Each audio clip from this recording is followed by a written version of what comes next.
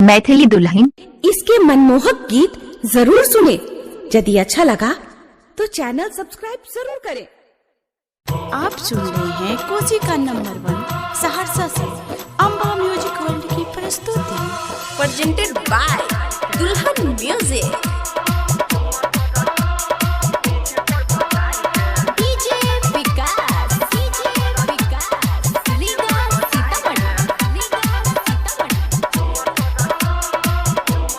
DJ सत्यम मदना बाजार।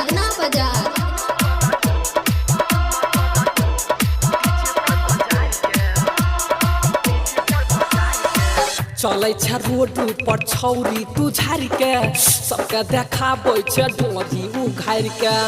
चलै छ रोड पर छौरी तू झारि के सबके देखाबै छ डोरी उघारि के।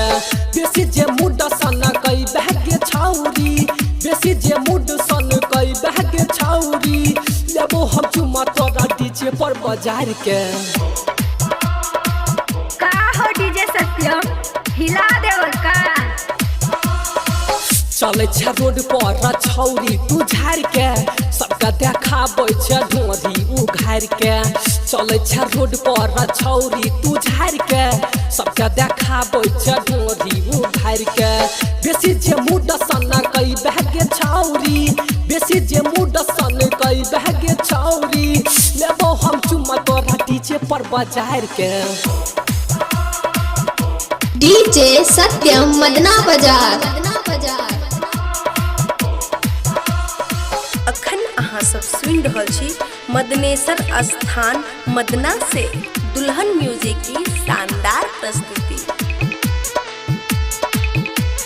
अम्बा म्यूजिक वर्ल्ड की प्रस्तुति।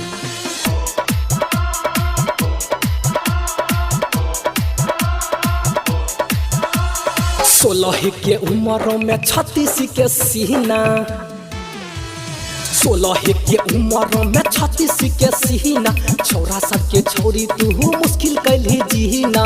सबके बोलाबै छ कनखी तू मारि गे, हमरा किया छौरी पढ़ै छी गारि गे। सबके बोलाबै छी कनखी तू मारि गे, हमरा किया छौरी पढ़ै छी गारि गे। बेसी जे मुड गरमै लागे छौरी, बेसी जे मुड गरमै लागे छौरी, लेबो हम चुमा तोरा डीजे पर बजार के।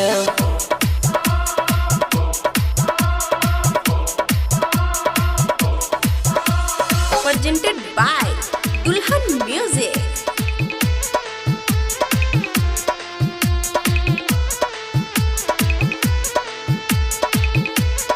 अम्बा म्यूजिक वर्ल्ड की प्रस्तुति।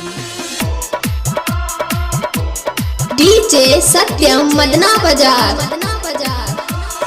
कहे छो तोहरा से मनीषा यादव गे, कहे छो तोहरा से मनीषा यादव गे, राइटर सुनील से है कॉल न लव गे।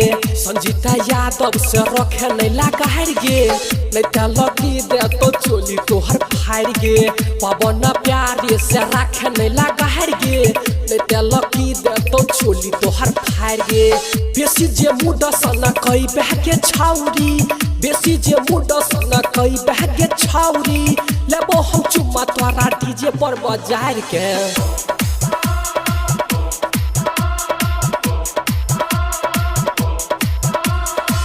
चलै छ रोड पर छौरी तू झारि के सबके देखाबै छ डोरी उघारि के।